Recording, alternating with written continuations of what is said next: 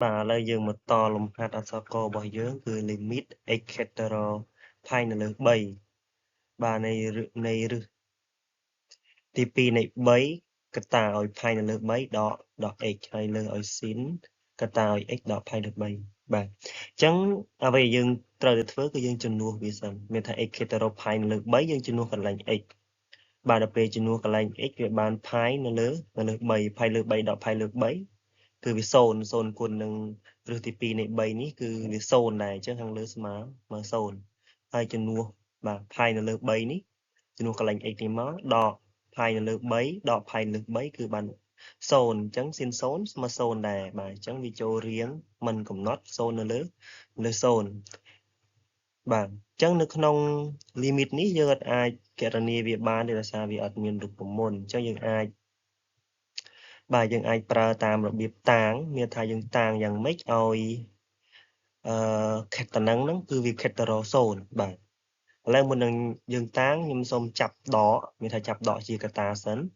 ដើម្បីឲ្យខាងលើនិងខាងក្រោមគឺវាដូចគ្នាអញ្ចឹងខ្ញុំចាប់ដកជាកតាអញ្ចឹងឬ3នៅដែរកតាឲ្យ x បាទដក pi នៅលើ3ដល់ពេលចាប់ដកទៅយើងបានបែបហ្នឹង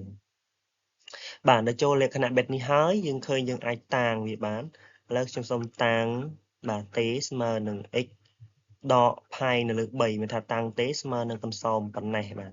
ស្មើប៉ុណ្ណេះអញ្ចឹងដល់ពេលខ្ញុំតាំងអញ្ចឹងទៅយើងទាញរក x បាទយើងទាញរក x មកគឺថាយើង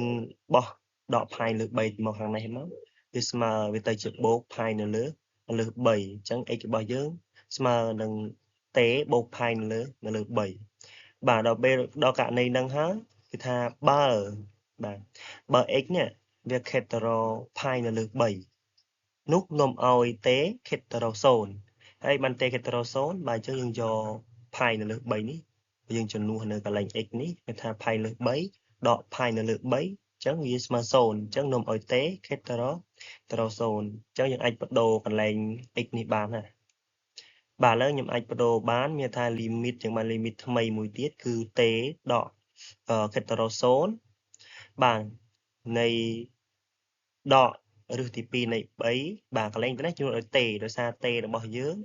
បាទនេះ t របស់យើងស្មើនឹង x ដក pi នៅលើ3អញ្ចឹងកន្លែងនេះគឺវាជំនួសដោយ t ទាំងអស់បាទទាំងលើទាំងក្រោមបាទអញ្ចឹងយើងអាចដឹងហើយថារូបមន្តរបស់យើងគឺ limit y បាទ hetero 0បាទឬក៏ x hetero 0នៃ y នៅលើ sin y គឺយើងដឹងថាស្មើនឹង1បាទស្មើនឹង1អញ្ចឹងយើងឃើញថាតនេះវា sin ណា sin t នៅលើ t បាទ t hetero 0អញ្ចឹងអានេះវាស្មើនឹង1អា1គុណនឹងដកឬទី2នៃ3បាទវាស្មើនឹងដកឬទី2នៃ3តែម្ដងបាទអញ្ចឹងលំហាត់របស់យើងគឺស្មើនឹងដកបាទឬទី2នៃ3បាទសូមអរគុណ